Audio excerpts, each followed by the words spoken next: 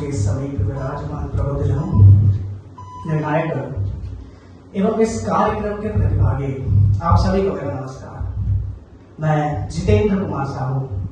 मेरा यह सौभाग्य है कि इस दिए गए विषय पर मुझे अपने दृष्टिकोण व्यक्त करने का अवसर प्राप्त हुआ।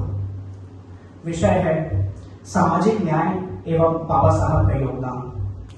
1910 से लेकर 1956 तक हुए जितने भी सामाजिक न्याय के बारे में बात की जाए तो बाबा साहब का नाम लिए बगैर वह अधूरा होगा। और यदि बाबा साहब के योगदान की बात की जाए तो सामाजिक न्याय जैसे महत्वपूर्ण बिंदु उनसे अलग नहीं हो सकते। शिक्षित बनो, संघर्ष करो एवं संगठित रहो, ऐसी महान विचारधारा रखने वाले बाबा साहब अम्बेडकर जी को मैं नमन करता हूं। वे न केवल एक विद्वान थे अपितु सामाजिक न्याय के पुरोधा थे। उन्होंने न केवल सामाजिक न्याय की बात की अपितु सामाजिक न्याय की व्यवस्था भी बनाई। अनुच्छेद 17 में अस्पृश्यता का उन्मूलन उल्लेखित करवाया, जिसके फलस्वरूप प्रत्येक दलित, प्रत्येक सवर्ण व्यक्ति बराबरी का अधिकारी होता है। हम जितनी सरलता से उनके योगदान को पढ़ते हैं उतना ही कठिन और जटिल रहा है उनका जीवन। सृष्टि के 5 तत्वों पर अर्थात जल, अग्नि, वायु, आकाश, पृथ्वी के उपयोग पर हर एक व्यक्ति का मौलिक अधिकार होता है, किंतु फिर भी स्कूल के मटके से स्वयं पानी निकालकर पीने की अनुमति उन्हें नहीं थी। यह सभी घटनाएं उनके दिल में घर कर गई और तब उन्होंने संकल्प लिया कि इस अन्याय को जड़ से उखाड़ फेंकेंगे और सामाजिक न्याय की स्थापना करेंगे।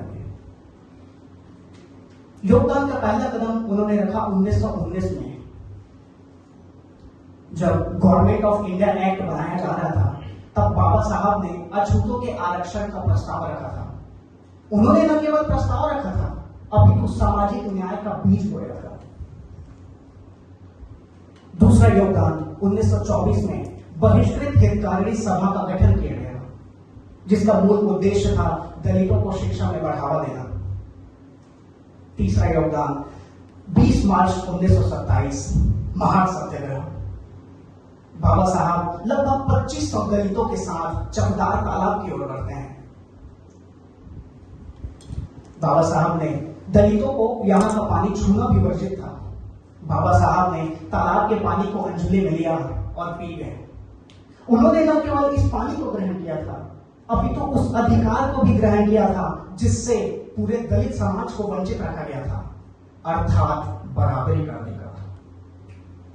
चौथा, 1932 में पूना पैक्ट हुआ, जिसमें शोषित वर्गों के लिए 148 सीट्स आरक्षित की गई प्रांतीय विधायिका में।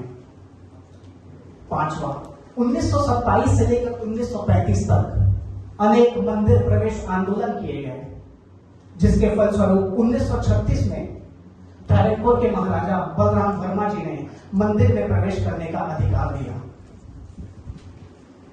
1942 से लेकर 1946 तक बाबा साहब ने 12 घंटे के वर्किंग आवर को घटाकर 8 घंटे वर्किंग आवर का प्रावधान बनाया। महिलाओं के लिए मैटरनिटी बेनिफिट बिल पेश किया गया और साथ ही साथ equal pay for equal work लागू किया गया। और अंततः बाबा साहब के अथक परिश्रम के फलस्वरूप 1950 में भारत का संविधान का निर्माण हुआ। यह निर्माण दर्शाता है कि सामाजिक न्याय का वह बीज जिसे बाबा साहब ने बरसों पहले बोया था, वह आज संविधान के रूप में एक विशाल वट वृक्ष का रूप धारण कर लिया है, जिसके छत्र छाया में हर एक नागरिक सामाजिक न्याय का अनुभव करता है। और अंत में केवल इतना ही कहना चाहूंगा, जब लोगों ने किया बहिष्कार, ना तलवार ना कोई हथियार, उपयोग किया उन्होंने शिक्षा का अधिकार और फिर बन गए संविधान के रचनाकार। बहुत बहुत धन्यवाद।